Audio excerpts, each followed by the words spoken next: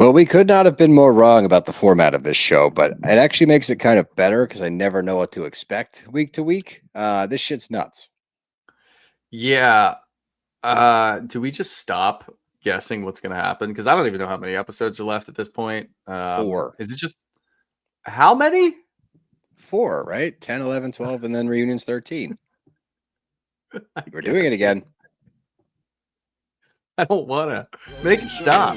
Bros and shows. I gotta have me my bros and shows. Bros and shows. Bros and shows. I gotta have me my bros and shows. Good afternoon, everybody. Welcome back to another episode of Bros and Shows. I'm your co-host, Steele Russell, joined as always by the one and only Love is Goots. What's up, dude? Not a whole lot. Didn't know what to expect going into this show.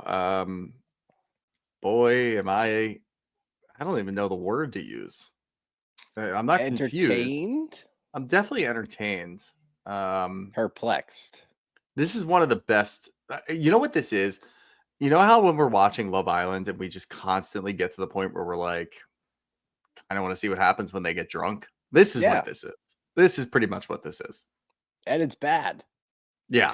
Oh, yeah. But we talked about it last week. I feel like that's important because you have to know all sides of this person because you're getting married. So I feel like while the booze definitely makes things worse because we see a lot of stupid shit, is that not kind of important though? It's absolutely important, and it just depends on which way you want to look at this. So obviously, I think what happens in these shows all the time, and I'm going to lump them all together: Bachelor, Bachelor in Paradise, Love Is Blind, Love Island, if you want to throw it in there. You and I will typically talk about what happens to the psyche of a person when they're on a show like this. We're getting that, but it almost gets overlooked. And I feel like I find myself reining back in saying, you know what, maybe that person isn't a terrible person. Maybe they're just really having a hard time. Like I did it with Casey last week. I'm like, she's just having a hard time coming to grips with the fact that she has to get engaged. And then she comes right out in her confessional and says, actually, I'm not attracted to Patrick and I don't think I ever will be. It's like, well, you're just lying and being an asshole. And also nobody's making you say that. But I do think that this is one of those situations where the pods are probably grueling and it probably sucks way more than we know. Then you go to Mexico and you're seeing a person that you're going to get married for the first time and trying to figure out if you have physical chemistry. By the way, here's 17 shots of tequila. Have fun. Let's see how this goes. By the way, you're getting married in 3 weeks. Have fun. This should work out really well. You're speed running through like an entire relationship with people, which works for you and works against you. We talk about it with KB and Edmund. You don't have to wait fucking 2 years in a relationship with KB to have sex after marriage, dude. You don't have to make a big deal about it. She's just asking you to wait a few weeks. Not that big of a deal. But at the same time, it is a pretty big fucking deal that you are getting married in 3 weeks. So you should be freaking out. And by the way, here's 17 more shots of tequila. So it is a very funny situation that we have on our hands. And it makes it so wild. And I know we talk about it with other shows. There's got to be like a huge insurance adjustment for this. Like there's liabilities all over the place. You've got these people, and obviously you've got cameras in there and producers everywhere. But these people are getting hammered and they're already at their breaking point from the pods, let alone being in Mexico with a new person, let alone getting married in a couple of weeks. Let's get them drunk and see what happens. Probably not the best idea, but for an entertainment value, it is unmatched. It's pretty damn entertaining because, and let's jump in a little bit. We're just going to kind of jump. We're doing 7, 8, and 9, episode 7, 8, and 9.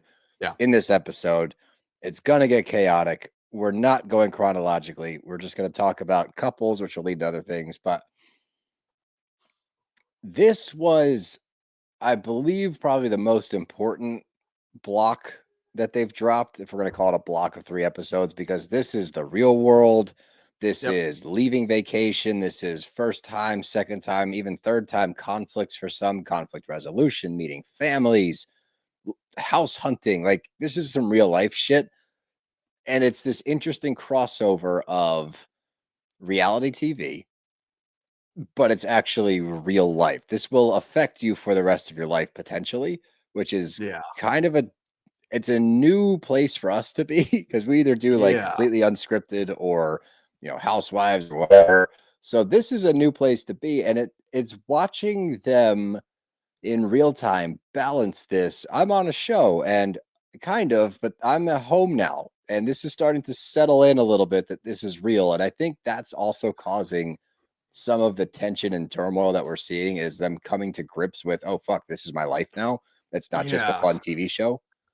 Or there's so many different approaches here. Like, I would imagine a standard type of person would probably see how it goes. Oh, we're living together. Let's see how this goes. Yeah, you can come see my apartment. Yeah, you can come meet my kid. I don't understand. And I'll start with Sparkle Megan. You're already deciding that you're selling a house in LA and you're putting that equity into a home that you want to live with this man. Like, I applaud you for really believing in the experiment and really selling it and really getting into everything.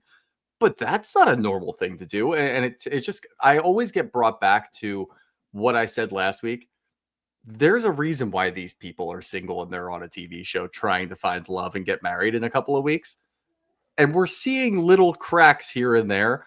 I think this block 7, 8, and 9 was, oh fuck, this is okay. This is why you're single. Now I actually understand it. You are making some crazy decisions, and it's all for the love of the show, and it's all for our entertainment value. But Jesus, people, what are we doing here? Yeah, we see a lot of things kind of popping off. I mean, the episode 7 picks up with Joe and Madison and the aftermath of that whole thing. Obviously, we talked at length about Joe's role in that last week was atrocious, and watching this whole thing shake out. They get through the conflict. I guess we're starting off with Joe and Madison. They get through the conflict there, and Joe's very apologetic. He's trying to say the right things, and in my mind, I'm like, oh, Madison seems so sweet and so nice and normal, and Joe, what a fucking idiot. Maybe it was one bad night, whatever. Didn't love what I saw. I think that's a big red flag for Madison, but they're trying to make this work. So she is okay with him. They're fine. Yeah. And it does feel over these course of 3 episodes, I do think Joe is starting to fall in love with her. I do think he's starting to feel more for her than we originally saw.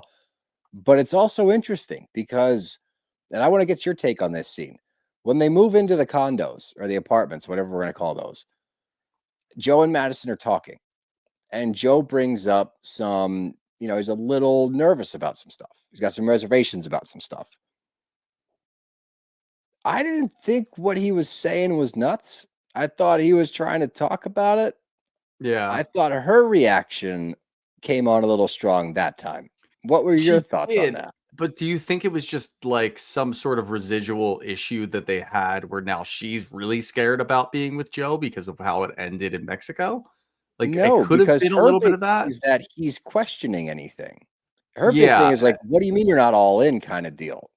Somebody said something. I've actually crossed over into Love is Blind TikTok, which is actually really fun because I'm missing things while I'm watching, and we're watching 3 episodes at a time, which there's so much goddamn content. I don't I know what to know. do with myself. But somebody pointed out and said, I wouldn't be surprised if Joe's on this show because it was a fantasy football punishment. He came in last place last year, and they said, oh, you got to apply for Love is Blind. That's what you have to do. And I can if you see get that. on it, you have to go through with it. Like, I could easily see that. I do agree with you. I do think that he's kind of coming back to the reality that is, you did fall in love with Madison in some way, shape, or form while you guys were in the pods. So Yeah. maybe there is something in there that you can kind of just hone in on and just find a way through and start to bond, for lack of a better term. I thought he had the right approach, though. And I'm surprised we didn't see more of this. And we did see, a lot of growing pains, if you want to put it that way, for a lot of the couples. But I thought that we should have seen more like, hey, this is what I do. I wake up in the morning, I do this. Like, how is that going to, is there going to be conflict with your schedule? Is there going to be conflict with what you want to do? And this is what I do when I get home. Like, I did think that he had a pretty pragmatic approach. That's what I But yeah, thought. Madison's response was very much so. And again, if it was because she's still upset about what happened in Mexico and now she's second guessing, that's completely fine. If it wasn't, then I don't know what this was, because it's not that backwards for him to be questioning things just based on, hey, I haven't lived together with someone in a while. How do you live? let's try to figure this out. That's what it seemed like to me. Yeah, and you know the reality of this could be forever in 4 Yeah. weeks, and like we're trying to figure things out. Like, are you not a little apprehensive about this? It's like, well, yeah, of course I am. He's like, well, I would love to hear you say that sometimes, and she takes Hmm. that as I just thought that her reaction. You know, she says like, of course you can talk to me about these things. It's like, well, he tried to, and then he got really mad and took your ring off. So this whole thing just seems super toxic now on Yeah. both sides of the street. I'm not saying Joe's a great dude. He still had that freak out in Mexico, and we see glimpses of it throughout these 3 episodes. It just seems overly toxic. It seems like you guys are just butting heads. And of Yeah. course, when we get to like the parents scene where we're meeting the family, like of course that goes well. And of course everyone's on their best behavior. And Joe's like, Every oh, parent scene went well. Like, where the fuck are the parents that walk in saying, this is "What the hell crazy. are you doing? This is the stupidest thing I've ever seen." Like, But yeah, we you've haven't been seen, single. we only saw Well, one half of this. yeah, that's a good point. And there were some friends mixed in, which I can't wait to talk about the friend scene Oh with my God. yeah, dude, Brutal. with Anton. Fuck. Um, but for Joe and Madison, like I agree with you. I think he was probably incredibly nervous going into that. Obviously, you're going to be. And then at the end of it, his family loves her and she does a great job. And she's beautiful and sparkling and engaging in conversation and going back and forth. And it seems like it kind of puts everybody's fears to rest. And that's when he kind of clicks in like, I love this girl. This is the girl that Yeah. I want to be with. It's like, okay, that's actually kind of nice to see. You still have a problem when you get too drunk with the boys. You are on this show to meet somebody like Madison, not meet somebody like, I don't know, any of the other Jordan. guys that you're flirting with. Jordan mostly. Yeah, people are hypothesizing that he just wants to hook up with Jordan, which, fine. If you guys want to go do that, go ahead and do that. It But gives the vibe, yeah. it was funny watching it change so quickly from Mexico, where we're questioning what his intentions are. Did he just see her and go, oh, that's not exactly my type. I don't want to do this anymore. And then just start spiraling and drinking. No, we actually saw a little bit of redemption here where he says, I kind of love this girl. And all it really took was hanging out with his parents, letting tensions just kind of die down. But here on the other side, we've got Madison taking off her ring. She doesn't want to do it anymore. They're butting heads about literally everything. It was kind of weird to watch, honestly, the two of them interact. My big thing is like, I know that this is, like you said, speed running a 2-year relationship, Yeah. but I do think that if every fight gets to this toxic level of you're cussing at each other, voices are raised, rings are Yeah. being taken off, it's uncomfortable to watch, it's got to be even more uncomfortable to be in, you're rolling your eyes at each other. It's like, on one hand, sure, we're rushing to marriage. On the other hand, you guys have only been dating for like 2 weeks. This shouldn't be happening. This shouldn't happen in healthy relationships ever, but Yeah. let alone 2 weeks in. But how much of that do you credit to the pressure cooker that is the show? That's where Like it gets hard to they are so analyze. strung out, I'm sure, still like exhausted from the pods, Yeah. exhausted from exploring connections, and Now then they're finally working settling on while one. doing this. Yeah, now it's like, all right, you had a couple of days in Mexico. Have fun getting drunk in the sun with somebody that you haven't met before, but you're going to see if you have chemistry with. Oh, by the way, we're going back to Denver and you have to go to work on Monday. Like, talk about the worst Sunday scaries of all time. I really enjoyed, and I don't know why, I don't know if you caught this, when they're doing the apartment tours, which was very funny because it's like, are you guys living at these places? Like, we're spending a lot of time in apartments and we're doing house hunting stuff, but whatever. Going back to Joe's apartment, he goes, "Yeah, that's my PS5 that I play with here and there." One, you probably play every night. Don't undersell that because you do. Two, that's a PS4, buddy. What are you trying to do here? I don't know. I see. I was writing stuff. I didn't even hear Yeah, him say PS4 or 5. yeah. So that one kind of like made me stand up. Like, what are we doing here? I don't know what this is. But either way, I do wonder how much of it is the pressure cooker of the show because they both have to be strung out and all over the place. I don't think they're gonna make it. I don't know what you think. I I don't imagine. either. I I don't. I imagine think it's not that gonna work out. I they give the vibe that they're gonna get married and just be miserable for 3 years and then That's a good finally get point. divorced. Yeah, that's a really good point, actually. I don't know. It's just I see a guy in Joe, and he had a really rough showing down in Mexico. It made no sense.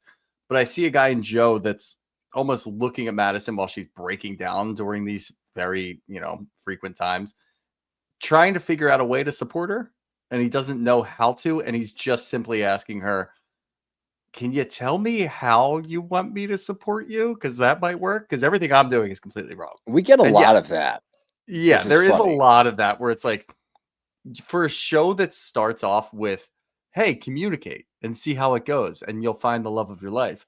They're doing no communication. They're just breaking down left and right. And it's What kind do of you funny. need from me? What do you need from me? No one knows what Fuck anybody you. needs. I don't need anything from you.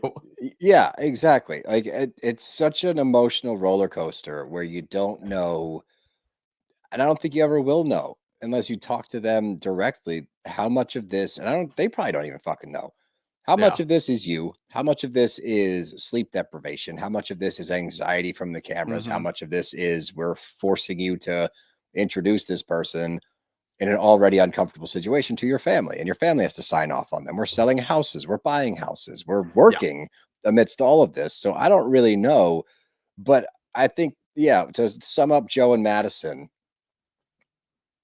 I don't think they'll make it, but I do think we're going to see a wedding. Yeah. Yeah, you think they're gonna get married and then just be And be miserable for a just couple of months and break miserable. up. Yep. Yeah. No, like a That is couple that is one years. thing that I will keep my eyes on. Oh Get some yeah, news from the Love is Blind couples because I am heavily invested. without a doubt. Who do you want to move on to next? We can go is Edmund still hiding in the cabinet? Yeah, let's go there. Bro, here's the Dude, thing. there's cracks. When we saw these two finally meet and we knew how weird and quirky Edmund was, we said, KB seems to be handling this really well. She loves his quirks. This actually might be the strongest couple. The more that this happens, and obviously there's other things in between. We saw the thing in Mexico where he was throwing an absolute hissy fit I threw a because temper tantrum. everybody else got laid, but I didn't get laid. Weird incel behavior, of course. The first thing he does in this apartment is take out the shelves inside the cabinet and say, I can fit in here. Watch me. Fits in the cabinet. KB's not having it. She is not as excited. She's not laughing. She's not goofing around with him anymore. It is very cut and dry. It's very serious now when it comes to KB. I think she's had it with Ed. And look, they could make it.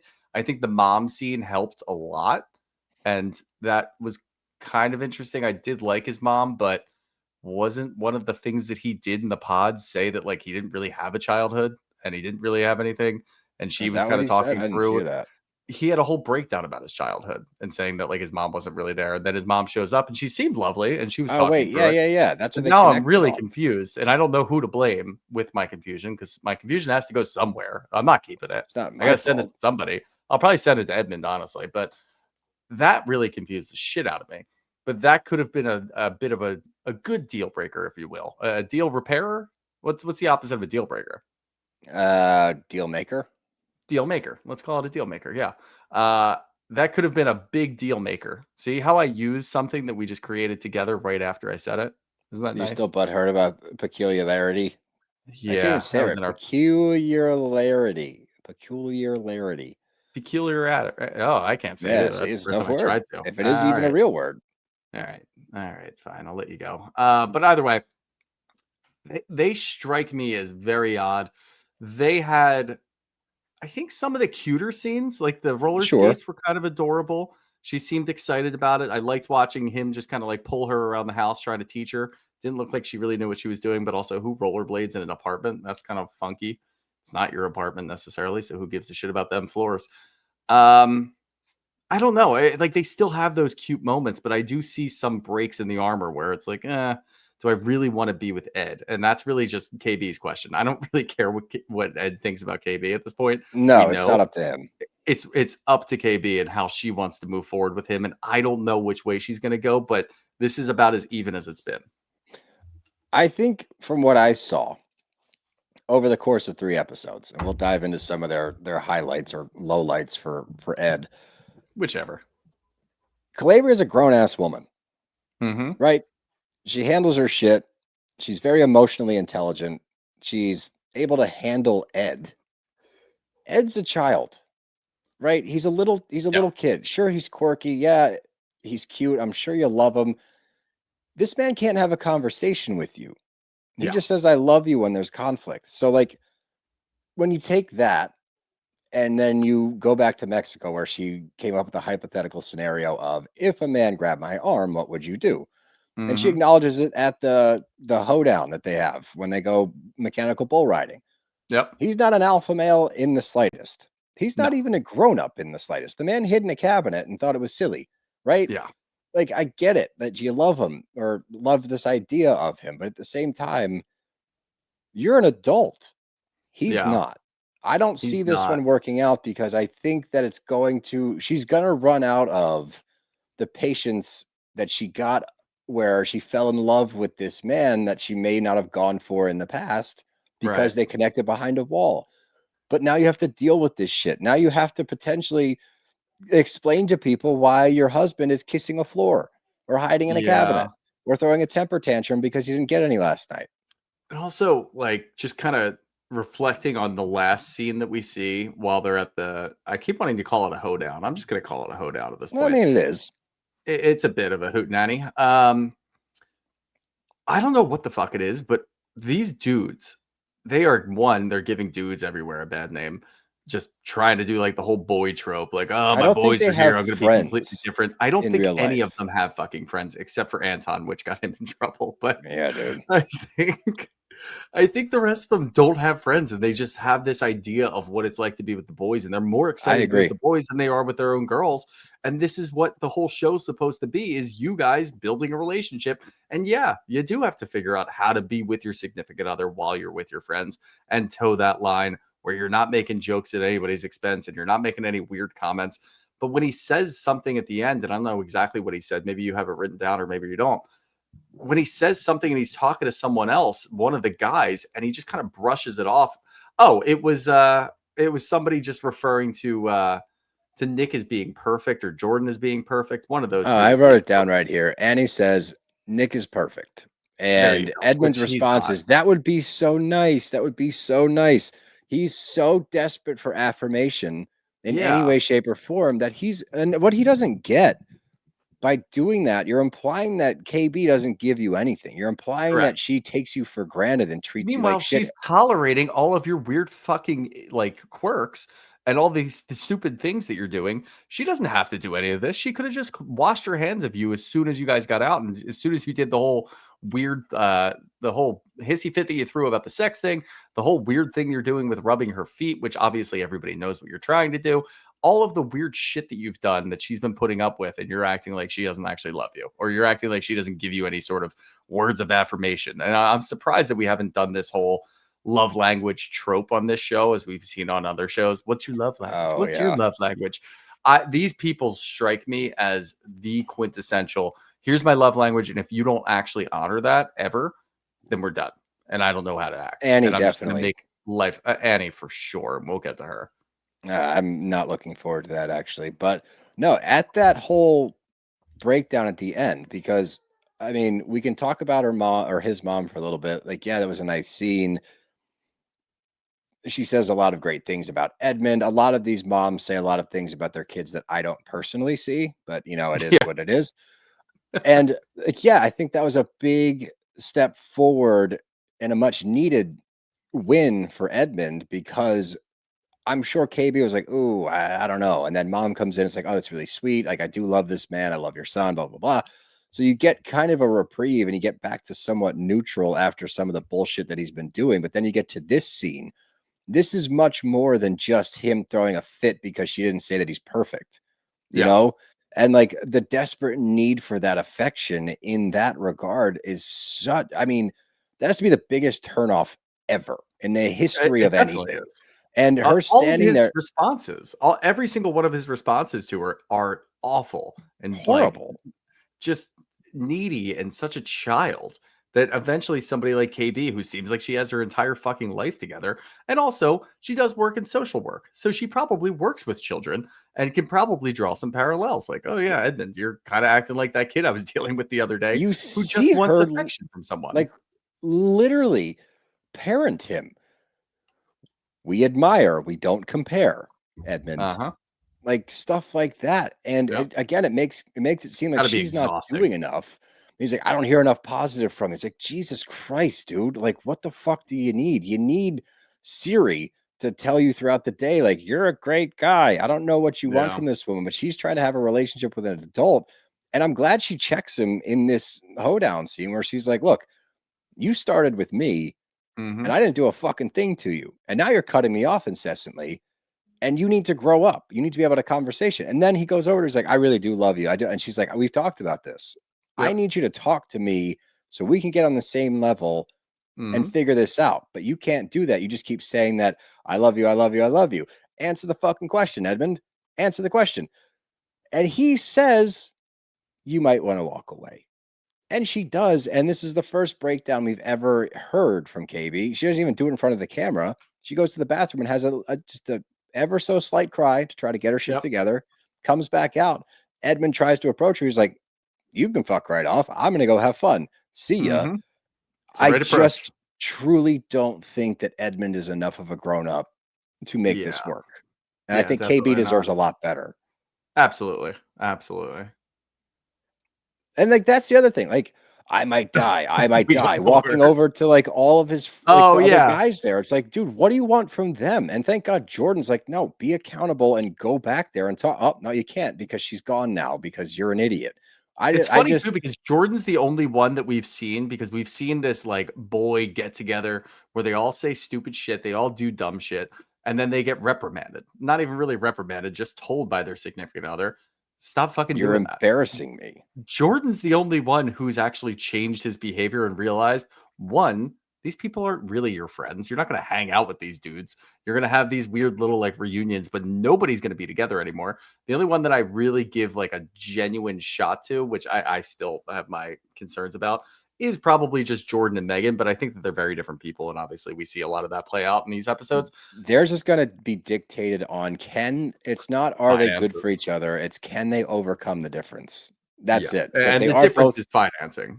that's it. Like lifestyle and finances. Like Yep. if they can get over that hurdle and be in a place where, you know, it's not going to be weird, then I do think that they are the most mature Yeah. and realistic couple. Yeah, I agree. Absolutely. And this is the second get together that we've seen, the one in Mexico. We can chalk it up to it's your first time down there. You got out of the pods, you're getting a little drunk with everybody that you were hanging out with. Fine, whatever. Jordan got a little reprimanded by Megan during that. He's now course corrected. And this is the second instance that we see this. He's not feeding into everybody else's bullshit. Joe's getting drunk over here talking shit on Nick, which I can't wait to talk about. We've got Edmund over here coming back for sympathy from the guys. Edmund strikes me as somebody who doesn't actually have any guy friends. He comes back and Jordan's like, get the fuck out of here. What are you doing? Like, go spend time with your significant other. That's what this is all about. Then looks at Megan and Megan's like, oh, yeah, cool. The thing about the hoedown that really bothered me, I thought it was going to be so much messier bringing everybody back, showing different connections that you had in the pods. And it really wasn't. It was almost like a true testament to what people are building. And I'm really looking at Jordan and Megan, which I want to get into next after we're done with Ed and KB. I think we are done with them, actually. I'm looking through my notes to make sure that we got everything. Yeah. It was just like with those two in particular, it's absolutely fascinating, you know, because I don't know people like Edmund. Like I don't know quirky, like I know quirky people, but not to that degree. And it's just fascinating again because KB seems so with it and put together and normal, and she's so patient. And I think that's probably a testament to her social work that she's able to handle this. So in that respect, but like, do you want to? That's my point. You want to have to bring your work home with you to try to take care of this man baby who can't even talk to you because you checked him a little bit, which he needed to be checked because no, you don't owe him. You're perfect. And the fact that that's the one thing, and then we can move on. And I'm sure it's something to do with his childhood. Actually, I'm positive it's something to do with his childhood. The incessant need or the crazy reaction to hearing somebody say that. Just hearing the words come out of someone else's mouth, which, by the way, you know, Nick, he's not perfect. He's a giant piece of shit. Nobody likes Nick. For you to hear that out of her mouth and have this visceral reaction, again, it's a crazy thing to do. It's even crazier because it's making KB seem like she's some awful person that never compliments you. The fact that she puts up with you in general is a compliment, Ed. It's a huge compliment, an absolute compliment. But God, I think we could talk about those two all day, but we'll move on. I want to get into Jordan and Sparkle Megan, who I've brought back to Sparkle for because she wore a lot of sparkles in these episodes. So And it she's back to wasn't too Sparkle much. Megan. It It wasn't wasn't too too much. much. It doesn't seem fucked up. It's not like the Step Brothers thing now where it's like, all right, the sparkles kind of seem fucked up now. They're actually okay. They're almost tasteful sparkles. These two, I think that they're the most mature sounding people, at least in terms of a couple across the board. They're working through a lot of things. Everything that they say when it comes to Luca, when it comes to Jordan's ex, when it comes to what Megan's doing for work, it seems like they're being pragmatic. They're weighing Very. all of their options. I think Jordan is petrified about what's going on. And why wouldn't he be? They want to find a house, which I think is ludicrous. I think it is up a fucking wall that Megan is going and talking about selling her LA place for $1.5 million to then buy this house for 2. And all they have to do is get a loan, which, by the way, if this is how you're setting up, and look, maybe Jordan's just not well off enough or he's not making enough money to actually think about having a $250,000 loan in his name, but it's really 500,000. Whatever. She's putting in 75%, actually more, 88% of the equity. All you have to do is pay off 12 and you get to live in a $2 million house. That seems like a great deal to me. It seems like a great deal to me. I have no issues with that, but it is a very scary tactic for Megan to be automatically pushing this button. And I think what we're doing is we're getting a glimpse into how she operates, that she is so built into what's going on with this experiment. And she likes the experiment because it's going somewhat well. And she thinks that she made the right choice with Jordan, that now she's just balls to the wall. And I bet you that's what she does in business too. So the one counter I'll play devil's advocate here with Megan, specifically just Megan. If there was anybody else on this show, I wouldn't say this, but financially speaking, maybe she was leaving LA already. She's in Denver for a reason. She could have been looking for a house already. Now she's just getting a bigger house, but she had a $1.5 million home in LA, which obviously is not going to be nearly as big as what you can get in Colorado for 1.5 million. But because of her financial freedom and the fact that she sold her company and she's just working from home, it's not as much of a crazy leap for me for her to be purchasing this house, because she also strikes me as somebody that's not financially irresponsible because Right. she has money. So do I see where you're coming from like a normal human being But standpoint? like, yeah, Absolutely. Absolutely. buying a house, I will say, and I've done some research on it, the couples in Love is Blind, like 98% of them break up. They don't, Well, yeah, they of might get course. married at the end of it, but they end up breaking up. So the idea of getting on a $500,000 loan with somebody from Love is Yeah, Blind is irresponsible. That's all sure. I'm going to say about that. I agree with that. That's different, right? That would be financially irresponsible to do that. I'm just saying the grand scheme of like, all right, you purchase a home in Denver, it's a beautiful house. Odds are you can probably sit on it and sell that house again in a year or two. But I get where you're coming from, but I also see the other side of it where it's like, whatever. I also weirdly have a lot of faith in this couple, and it's interesting watching them next to the other couples and just in this show in general. It feels almost like we're watching a rom-com. I've said this a few times, Yeah, it does. but even especially with when we're at the Hoedown and you've got Mike coming back in the picture, like that's a scene from a fucking movie. Mike walks over, like, "Can I steal your girl? You mind?" It's like, "Yeah, bitch, that's my fiance. Of course I Yeah. mind. You were her love interest. Fuck off, pal." But Jordan, being a nice guy, is like, "Yeah, of course, man, go do your thing." And of course, Mike There's is also trying. security in there. It's almost like I got a sense of I got a sense that Jordan was secure enough in their relationship, which is crazy to say on this show, that he didn't care that he's like, I know Mike was going to come in and talk to her. I'm not really Yeah, worried about it. Like, and I wasn't worried about it I after wasn't hearing her. either. And watching Megan talk to him, like obviously there's going to be some weird feelings there, and she voices that, which I think is okay. I don't think that it was inappropriate anything she said. She was addressing some of the things between the two of them. What Mike was doing was slimy. Mike was Mm-hmm. looking for an opening. He was looking for that's why he was saying certain things. Yep. That's why he said, "I'm sorry I made you cry." He's bringing up the Mm-hmm. emotional part again intentionally, and he's also feeling butthurt because he recognizes that when he fully lost her was when he walked out of that room and he Yeah. pushed her towards Jordan. So now Yeah. he's playing the card of like, oh, and then he takes a shot at the ring. fuck off, dude. We get it. You got money. You're literally solidifying without even knowing it why she didn't pick you, because you are her exes and you're being one of her exes in this moment, literally and figuratively.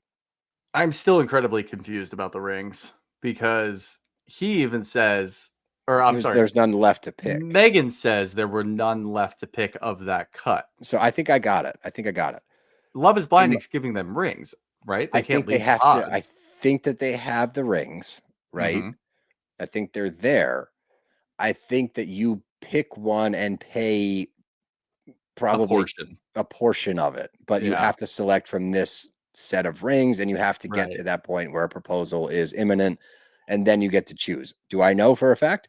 Not at all. I don't know anything. No, That's but what that I really think. makes a ton of sense. But also the idea that you didn't get the exact ring that you wanted while being on Love is Blind is very laughable to me.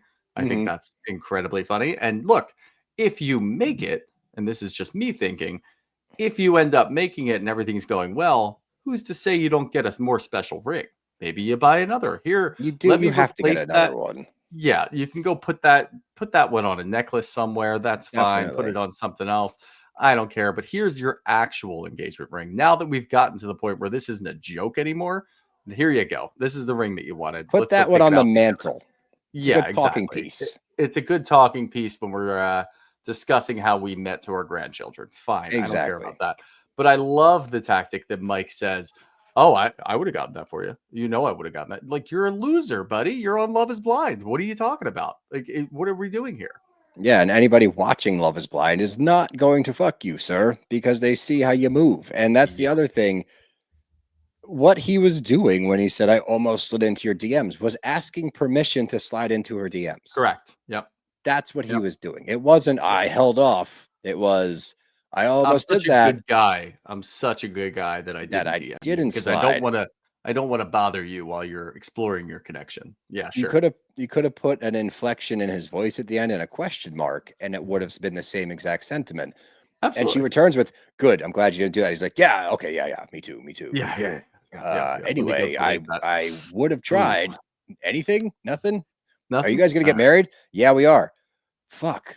I All lost. right. Wow, I Yeah. missed. What a Wow. loser. That's really all he was concerned about was losing to a guy like Jordan. Like he may never That's it. recover from this, and that's great. And when he goes on his retreat with his weird like men in business cult or whatever the fuck he was He goes talking on about that with the same shit pillars. that Louis Ruelas goes on and screams Yeah. and fights in the ocean with a bunch Yeah. of dudes. That's what he's Yeah, doing. that's exactly what he does. And when he goes there, he's going to have a very different story about what happened here and what transpired and why he didn't get picked. He was just too good for her. Yeah. She was intimidated by the things that he does with his boys when he goes on those retreats. That's all it was. Bingo. What did you think about the smoothie? Look, you know me. You know that I will drink a lot of things that are people might frown upon, especially Sure. fitness related, like a weird protein shake. I'll give it a whirl. Sure. You couldn't fucking pay me to try that shit. No What are we chance. doing? 55 grams of protein. My guy, there's a lot of ways to get quick and easy protein. I wish we had a protein sponsor. I'd plug it Disgusting. right now. We're not doing this. We're not grinding up a chicken leg or a fucking chicken tender, in a NutriBullet with He Crystal Light. Crystal Light is gross, and chicken Yeah. ground up is gross. With water, what are we doing? Yeah, dude. That was one of the most disgusting things that I've ever seen in my life. I want to move on quickly from it and just go to the Luca situation. I actually Man. like how they approached all of this. I Handled think this very is well. perfect. I think it seems like, and all we're hearing is that Megan met the ex, Megan met Luca's mom, and it seems like maybe they met her current boyfriend or husband or whatever that situation is. And they agreed, yeah, Luca's not going to be on camera. I am going to meet him Perfect. on Friday, though, because that's important. And he does want to meet me. And every time he FaceTimes, it seems like he wants to meet Megan. And that makes me feel really good about that. They handled that situation perfectly. I love the way that they handled it. If it was anything more than that, it would have seemed weird and we would have questioned everything. I have no questions about it because that's exactly how a normal person would handle it. Do we want to see that scene where she meets Luca? Yeah. Sure. Are we so much happier that they are not putting that child on the screen? Yes. Yeah. He doesn't need to be on the show. And so, like, listening to how she handled the entire situation from start to finish, He's always at the forefront, as Jordan says, which is awesome. She's doing it the right way. She has a connection to this kid, although she's never met him. He's on Yeah. FaceTime saying, when do I get to meet Megan? Which is really cool. Yep. This scene where they're in the apartment and, she's overly stressed about it and he's trying to calm her down, but she's like, it's stressful. I was like, that's real. This is a realistic conversation. Jordan handled it well. He let her vent and continue to vent. She's voicing some pretty legitimate concerns where she's nervous about certain things. I think that what we saw here, and we don't see it on Bravo, so it's refreshing to see it here, was putting the child first. Yep. Everybody put the kid first. And I think that she handled herself extremely well to build that confidence with Jordan, with the ex, to be comfortable with allowing Luca to come into their lives, because it is a crazy situation. And I think that the questions of, so we're supposed to get married a week after I meet your son, like that sucks. And it's like, that's the right, yeah, because you want to build a connection with him too. Wow, what a mature way to, it's just weird that we're watching this on this show because they both seem so emotionally intelligent. They both seem to have a good head on their shoulders. So maybe, just maybe, and I'll eat my words if some weird shit comes out, maybe this is just two people. Megan, her business life was so fucking crazy. She never really had a chance to pursue love, and she always went for the douchebag. So she just found herself up Shit's Creek without a paddle. So she tried a Hail Mary and go on Love is Blind. Jordan, single dad, working hard to provide his kid a good life. Dated maybe for a little bit. Things got too hard with the kids. So he's like, fuck it, I'm out of the dating pool. And he sees this weird opportunity show up. He throws a Hail Mary, and they both just catch each other's balls. So rom-com is what you're doing. It's a rom-com. We're watching a rom-com play out in real time. I've never rooted for a reality show couple quite as hard as these two. And again, what we need to be able to overcome, and it's not even an ego thing. It's not like Jordan's like, I'm the man, I need to provide. He's like, I've just never been in this position, and I don't want to feel like I'm mooching or taking advantage of the fact that she has money. Meanwhile, Jordan, a very mature comment, I don't want to hold her back from the lifestyle that she wants to live. That's not fair. And I don't foresee it being a problem with Megan. She's never given me that vibe where it's like, oh. No, she's not doing what Allie and Anton are doing, which we'll get to in a minute, God. but she does say all of the right things. And I have no reason to question what she's saying when Jordan has those insecurities and he's talking it out with her. And it makes a lot of sense. And that's what I'm saying. It seems like we're watching them kind of grow together and understand what each other are going to do and what they want to get out of this, what they want to do moving forward, and how they're going to approach it pragmatically. And it's wild to watch on a Love is Blind show. And watching them, and then we can go to Anton and Allie because, wow. But, I was afraid of the house when they walked in. I'm like, I think he's going to do too much here and it's going to be uncomfortable. It wasn't. He leaned into the process a little bit. He was like, wow, this is, kind of nuts. I never would have put myself in a house like this, or, 500,000, that loan, like that's pretty hefty for me. Like I got to think about it. I got to do some numbers, this, that. But he's open to the idea and the experience, where I thought it was going to be a firm, like, look, this is too much. I can't do this. I thought it was going to be like that too, but it wasn't. And look, I think there's still more to see when it comes to these two. I think that the logical thing, though, is if the house is 1.5 million and you want to go in on another house with Jordan, realistically, you buy a house for 1.5, you put down like 1.2 or 3, and you take out a smaller loan. Then a $500,000 loan is a lot. And it's, he's only responsible for 250 of it, but that's just the start, and you have to get furniture, because he was like, how much is it gonna be to furnish this place? 6 figures, buddy. I would take it as is right now, and it's like, that's gonna cost you another 6 figures, like whatever. He doesn't know what he's doing. Maybe no matter what you do, it's gonna be a 6-figure furnishing for that home. You can keep all the stuff in there, but you buy it. He's like, we're not going to get stuff from IKEA, right? It's like, no. Not what did he call rustic hardware? Rustic hardware, yeah. Which, by the way, if somebody out there wants to start a knockoff brand and just make slightly cheaper restoration hardware, there's an idea there. There's an idea. Restoration hardware rocks, but it is so fucking expensive. Yes, it is. And look, before we get to Anton and Allie, we do have a few words from our friends over at Prolon, which you've heard us talk about a bunch of times. We're getting into that season. We love going out with our friends. We love going out, eating. I love to drink. I love to watch football. Everything just goes hand in hand with me. But sometimes it's not always the healthiest choice. And look, what am I supposed to do? I've had a hard time changing up my health routine, but Prolon is here to help because their 5-day fasting mimicking diet program, after 5 days, I feel so much lighter, more energized, and back on track. And that's really all I need sometimes to just get me settled. I know Steele's done it a few times. I've done it a few times. I can't say enough about Prolon. It always gives me the reset that I need. And for a limited time, Prolon is offering our listeners 15% off site-wide plus a $40 bonus gift when you subscribe to their 5-day program. Just visit prolonlife.com/bros. That's PROLONLIFE.com/bros to claim your 15% discount and your bonus gift. prolonlife.com/bros. Now let's get into the nightmare that is Anton and Allie. These two should not be together. Nope, not even. They are. It's not a situation where, you know, you just live different lifestyles and, you know, different financial situations, i.e. Jordan and Megan. This is just flat out, you guys don't vibe. What Anton likes to do is not what Allie likes to do. What Allie wants out of Anton doesn't want to provide to a partner. And I think neither of them are wrong, but neither of them are right either. Like when they're making brunch and, you know, he's like, let's have mimosas. I'm an alcoholic. And even I was like, don't you guys got to go back to work tonight? Like, I don't know what the deal is with that. I know they sleep during the day. Yeah, they do the night shift thing and they work. She's a nurse. I still Is don't he know an what he Uber does. driver? Dude, I don't think he's brought it up. I'm sure he had a name card, but like I didn't care to actually look at it in the beginning. They both work night shift, and it seems like every night when he gets home, or rather every morning when he gets home, he has 1 or 2 beers and then he goes to sleep.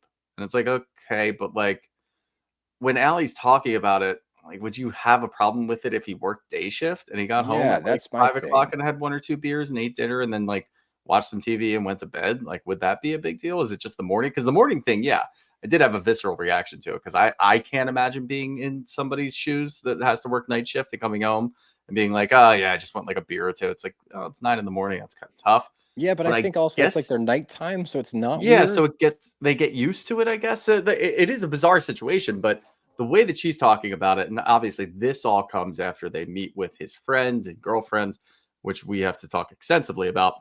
It just seems like they're two very, very different people for people that seem to agree on having mimosas in the morning after they work. I'm very Well, confused by the situation. the booze aspect for sure, the financial aspect, it's like, okay, you want a, a rich guy that's gonna take care of you and wine and Yeah. dine you and all those things. Yeah. That's not what he is. And the No. comments that you make that are like you're trying to brush off as like cute and fun, it's like it's not. You know, they're talking about money in one situation. He's like, oh, so I guess instead of 60 hours, we got to work 80. And she's like, yeah, good answer. It's like, oh, no. No, that's not. What Yeah. do you mean? It Like, wasn't a that's not joke. yeah, she was being dead serious. It's like, that seems miserable. And then you're going back to school full time. And you're like, when I lived with my parents, I didn't have to do anything. Cool. He's a grown-up man. You're a Yeah. grown-up woman. He's Hmm. not your caretaker. You're No. gonna so you're implying like I'm gonna leave the house a fucking mess. It's up to you to clean up after me. It's up to you to pay for things. And he does. He's like, yeah, I can take care of you. Like, you know, I need you to work once or twice a week. Great. And this and that and this and that. He's like, well, then we're gonna have to budget a lot. And he starts having a panic attack internally. Yeah. Like, He's like, you how much do you just spend on Botox? She's like, well, why don't we do we'll do one joint account and then we can each have a separate account. And yeah, he's they get not on into board with that. that. But it's like her reasoning is because I don't want you to know how much I'm spending on Botox. That's definitely the wrong approach. He's got the right approach on that. I think there's somewhere in the middle where you can meet, but every time that she talks about money, it seems like they're so far apart on everything. And it seems like it's Yeah. starting to spiral from there. Like I agree with you know, you have a joint account, then you each have an account you can use like as long as Sure, the whatever. bills are taken care of, you do with your money and she does with her money. Like just don't nothing fucking ridiculous, like no Yeah. extravagant purchases without checking in with your significant other. I think Hmm. that's fine. But I I just they are so polar opposite and not in like a cute, oh, opposites attract way. You know, you guys Yeah. just don't gel kind of way. And Uh-huh. nothing is more apparent than when they hang out with. First of all, his fucking friend is a disaster. Like, I Yeah, understand big time. why Allie's like, ooh, but watching them go to the bathroom, first of all, you're starting to see the booze thing be a problem at the mimosas, right? Like, Mhm. you see an inkling there. The minute they get there, it's like, why is there no tequila shots? It's like, because Joe, we're just hanging out introducing people. But all right, let's rip some fucking repo, as you call it, sick, bro. And they go to the bathroom. The ladies go to take a pee pee or just, powder their nose, whatever. And they're chatting. Joe's girlfriend, what a snitch. That was crazy. Well, yeah, I know he Well, loves a strip club. I was like, whoa. that was the other thing is this girl, which this is just a severe oversight by Anton. Why you would have this friend come meet Allie and not like anybody else, literally anybody else. And maybe you don't have your family there or whatever it is. I don't care. This guy is the guy that you choose to come meet your fiance. Crazy Unless you work. want this to actively fall apart and you're hoping that your friend does it for you. I don't know why the fuck you would invite this guy. He has a girlfriend that he's been dating for 4 months. He moved in with her after the first date, and they think it's a fun, cute story. Yeah, he literally just we went on our first date, and he just didn't leave. Okay, Because he that's probably lived bizarre. with his mom and Yeah, dad in the uh-huh. basement and was like, sweet, I'm going to kick it here now. Yeah, and all I'm getting from this is it seems like Anton's telling Allie, well, you got to look out for him. He's a bit of a bad influence. He's a bit of trouble. Again, Party why are animal. you having her meet him right away? That's kind of bizarre. It seems like Joe is telling his girlfriend, by the way, Anton's a bit of a bad influence on me. He's a party animal. He wants to go to the strip club all the time. They're both blaming each other for their own issues. And I bet that they're probably just, when they're single, they are an absolute menace to the area of Denver and they just bop around and get really drunk and do dumb shit. That's probably what happens. And neither of them are man enough to be like, hey, I'm actually part of the problem, but that was when I was single. And now I'm not going to do any of those things now. Like, that's really what you should probably be approaching it as. Instead, they're just passing the buck and they're like, oh, no, it's this guy. The other guy's not even on Love is Blind, but he's doing a Love is Blind speed run. So it's kind of funny. It is. The similarities between the two of them are wild. And then, one of my least favorite things in the world is like they get back to the table and Allie's like, you're in trouble. He's like, what's going on? She's like, I can't tell you. Talk to you later. It's like, I hate that. But you're right. There just needs to be a conversation and we Yeah. didn't even get to see the conversation after dinner, by the way, which is Hmm. annoying. And Anton needs to just say, like, yeah, that was my life before. And that's the other thing on Allie's end. It's like, yes, he had a whole life before you. And sure, I understand if you don't want to vibe with somebody that frequents strip clubs. That makes sense to me. Fine. Yeah. But if he's not going to do that, then you can't get mad at him for having a life before. It's like when someone's like Yeah. gets pissed off because you hooked up with somebody when, 15 years ago and they're like, "What?" It's like, "Whoa, I didn't know you. What the fuck are we Yeah. doing here?" So, Yeah. I get it if it's continued behavior. By all means, yeah. You don't vibe. But that's not the reason you guys don't vibe. You don't vibe on every single Other thing. subtle level. Like you Yeah. just don't make sense. And No. you can chalk this up to I met him behind a wall. I didn't Mhm. know. Fine. But fucking run. Both of you. You don't Yeah. It's fit. bizarre. Anton, you want to drink with your boys. You want to party. You want to do this and that. That's okay. You don't seem like an alcoholic. You just seem like you like to get after it a little bit. Yeah. You work the night shift. You do your thing. Fine, dude. You've mentioned booze to her 5 times and she's curled her nose up at it every single time. You try to force it too. It's like, that's our thing, something in champagne. And she rolls her eyes. Why you're trying to force the alcohol into it? It's I not working. Allie, why you're trying to force this man to take care of you, like wait on you hand and foot. yeah. Stop. He visibly groans every time. It is so funny though. And watching them after this and when she finds out the information from his girlfriend, go immediately, you're in trouble. We're going to talk about it later. Why would you bring that up in front of them? They now know what's going on. Anton probably has a pretty good idea of what's going on because they've been commenting about the fact that you guys were downstairs talking for a while. Why not just bring it up now? That's at least fun. That's at least good, entertaining TV. And I'm not going to hold that against you because you're not a reality TV vet or anything. But seriously, are you really going to bring it up and be like, we'll talk about it later? Now you're going to make the whole dinner uncomfortable. I hate Everybody's that. uncomfortable. Then we're going to get home. And by far the worst thing that could have happened, we don't even get to see the discussion. What the fuck? We just move on. And the next time we see them is at the Hoedown. What the hell? We don't Yeah. get to see And that breakdown. That was absolute crucial information, and then she held it against him, and then they probably talked it out, and we didn't get to see it. Come on, what are we doing here? And then at the hoedown, he's like, I've just been kind of not telling people like full extent, just saying like we're good. Like, what about you? She's like, I've been telling them the truth. It's like, okay, Yeah, you're painting this guy you as guys some are like done. monster probably that like lives in a strip club. We don't know because we didn't see the conversation, so we Uh-huh. can't really comment on it. But at the end of the day, it just seems to me like this is oil and water, and you guys are forcing this shit and Thinking you guys stop are it. done. I think Thinking they you need to guys be are done. done. But let's get to my least favorite couple on earth, Nick and You always Annie. save them for last. Yeah, because I need to build up the strength to talk through all of Yeah. their bullshit. So obviously it was foreshadowing. I even wrote that down in my notes before we got to the moment where it breaks down. But she's like, yeah, we haven't fought. Like, there is no conflict. Blah, blah, blah, blah, Mhm. blah. It's like, okay, well, that's leading to conflict for sure. And we get to see why Annie's single when she's laying with Dick in bed and trying to talk to him about everything going on. And no, I don't believe a word that comes out of Nick's mouth because he's a manipulative, calculated piece of shit. But at the same time, what he's saying's not crazy. This is Oh, a it's not. crazy roller coaster we're on. We're about to go back to the real world. I'm loving where we're at, and I love you too.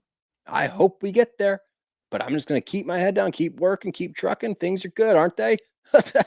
Psh, how dare you? How dare you? Meanwhile, as she's saying all this crazy shit from a pretty pragmatic approach to this whole crazy experience, she's nuzzling up into him. I'm like, Mhm. I mean, you guys are absolutely perfect for one another. Yeah. Like, absolutely perfect. But at the same time, this is crazy. I'm getting Yeah. agita just watching. This one, weirdly enough, I started in my own head chalking it up to the experiment. I just figured this is what's going on, and they're just both maybe not Nick as much because Nick is so good at manipulating and just saying the right thing at all times, even though nobody believes him. And we find that out later at the hoedown when everyone's like, yeah, nobody really likes Nick, especially Joe. But nobody really likes Nick because they all think he's full of shit and they all think that he's just manipulating and he's gaslighting and he's just doing all of the things that you don't want to see in a guy. So that is probably what he's doing here, and he's very good at it. So this isn't really affecting him. For Annie, I mean, yes, I thought that behavior was in there. I figured she was going to have some sort of break at some point where it's like, okay, this is probably how you're really actually acting in the real world. Maybe a little bit of this, a little bit of that. But overall, this is probably who you are. I do think that some of that was just a break because it made no sense. She Mm-mm. came out of left field for what I thought begrudgingly was the strongest couple on the show. She came out of left field when he was saying something nice and just had an absolute meltdown. I'm still going to kind of chalk it up to it's a whirlwind of an experience. It was kind of fun to watch because I don't like either of them, but I do think that that was probably a big piece of it. Like, holy shit, what the fuck are we actually doing with this? I don't know. I really don't know. I think that's giving her too much credit. I think that's who she It might is. be. I think that's a big part of who she is, where she wants to be attached to the hip at all times. She wants to hear all the time how much he loves her, how she's the only thing in the world that she wants. Like Yeah. that, you take that compared to the Brendan thing, that's what she wanted out of him, and he, again, the way that Jordan tries to set him straight at the hoedown, where he's Yeah. like, Brendan, like, I'm telling you, dude, I've seen these two. And he's trying to be nice. He's like, they're Yeah. both really quirky. Like, I don't think you would have vibed. I think you dodged a bullet, is what he's trying to say to him. Yeah. But you go back to, and it pisses me off when Annie talks about Brandon. She's like, he just wants to tiptoe around and she shits on him. I'm like, no, you're just nuts. Yeah. And like, if we go You're back to what nuts. he And said he to didn't you, open up. That was all it was. yeah, but she keeps holding this weird thing against him. I mean, I guess it's irrelevant, but Yeah. watching these two, then we go to Nick's cabin or house in the mountains, and he's a size queen, ha ha ha ha. But you texted me that today, thanks. I did. Yeah. But do they make sense? Yeah. Are they probably going to end up together? Yeah, unless the Casey thing throws a damper into it, which in any normal situation, Kate, sorry, Kate, Yeah. in any normal situation, right? That would be grounds for a breakup, I think, because Kate, fuck, the way she's talking to Nick, like, first of all, she's not buying anything he's selling, which I love, No. and she's giving him the run through of like, I think it's pretty fucking ridiculous that you said you love me. You can never get that to that place with her. Find out Mhm. you're engaged 48 hours later. She's like, I never said that. I never said. He's like, you did, bitch. It's on camera. We saw it. That was part of our issue with you. I want her to blow up his spot so bad. I think she might. Maybe we'll get scenes later on in the Yeah, show. but I don't Annie's not gonna know. listen to it. That's what I'm saying. That's what I'm getting. The vibe that I'm getting is Annie knew immediately when Kate walked in, "Oh, that was Nick's other connection. I wonder what's gonna come of this." You could tell her until you're blue in the face that he told Kate that he loved her. She might believe it, and she might be like, "Well, you know what? She probably coerced him to do it, or she probably forced him to do it." Because honestly, that's probably what Annie would do when it comes to Brendan. She was about to get to that point until they broke up, but she didn't get that far. She's not going to believe it. She's delusional. She's going to be all over Nick. She's going to try to mark her territory or something as if Kate's actually coming back to try to get Nick. Now that Kate knows who Nick is and everybody else seems to know who Nick is, nothing's going to happen there. She's just going to immediately turn a blind eye.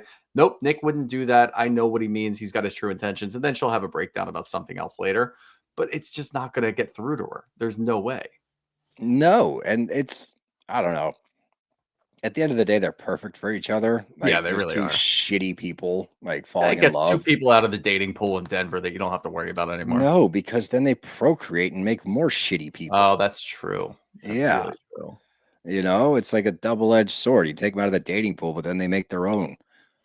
And I like watching their scenes. I hate them. I really do. I think they're both toxic, manipulative, gross people that just prey on each other. Like actively, they're both doing the same shit to each other in different respects. Like For sure.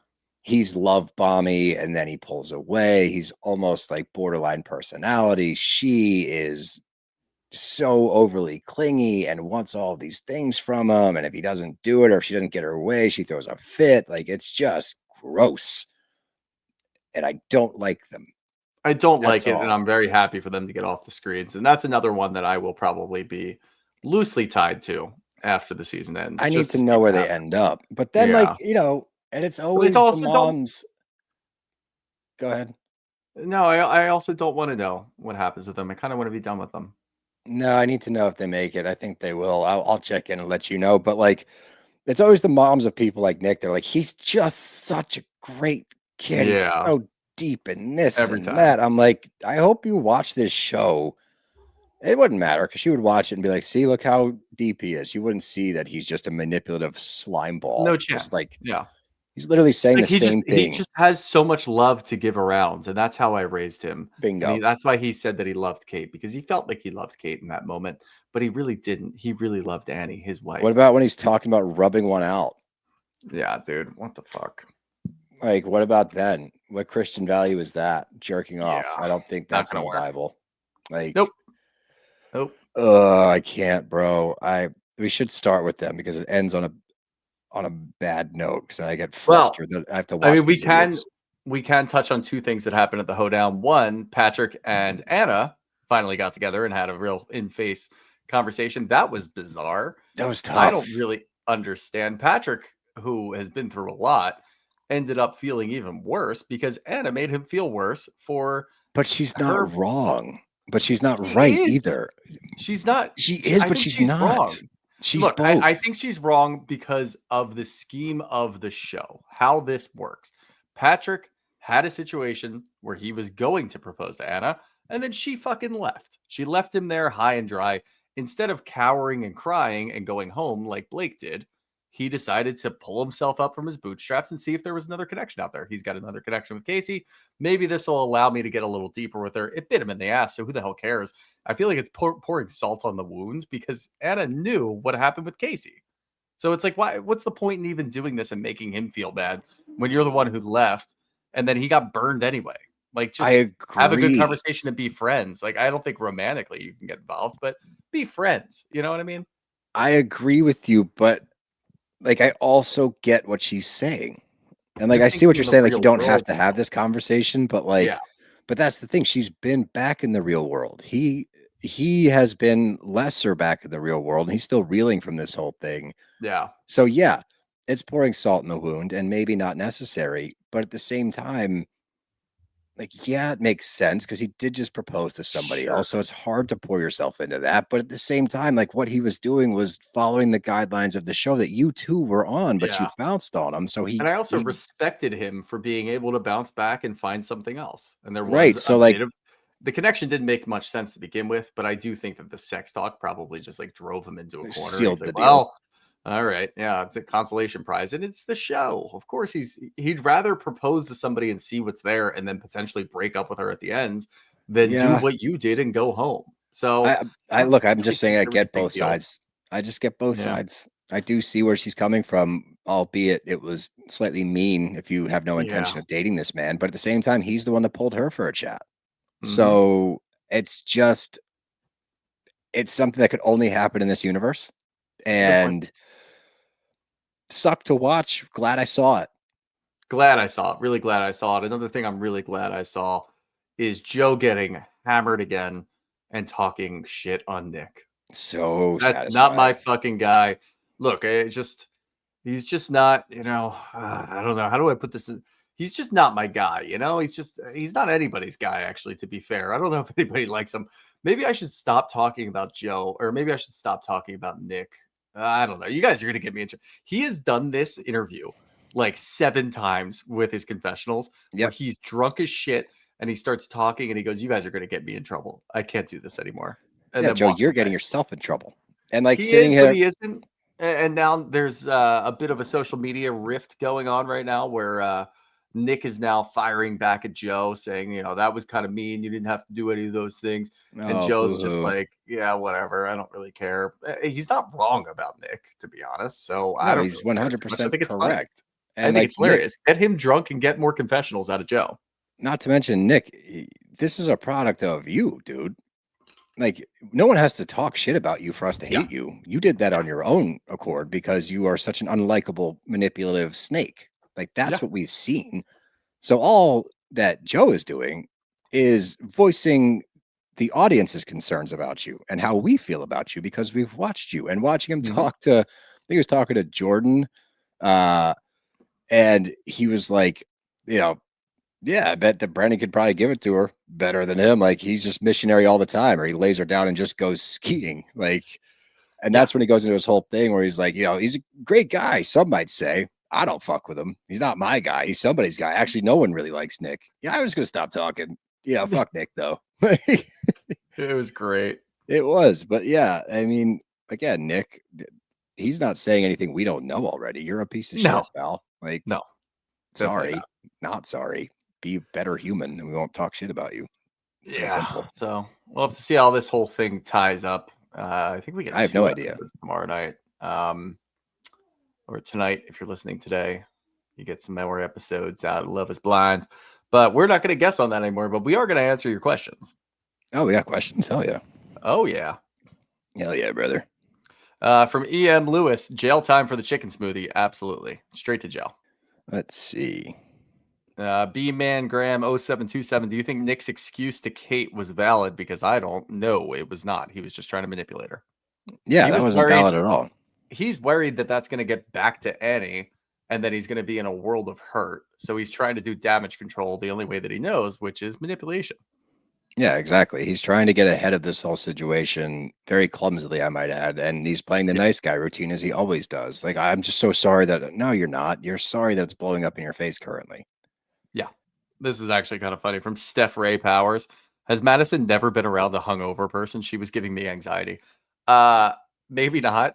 She was doing that. Like, I don't understand why you feel this way. And it's like, he's hungover his balls right now. And he was also drunk as shit last night when you woke him up.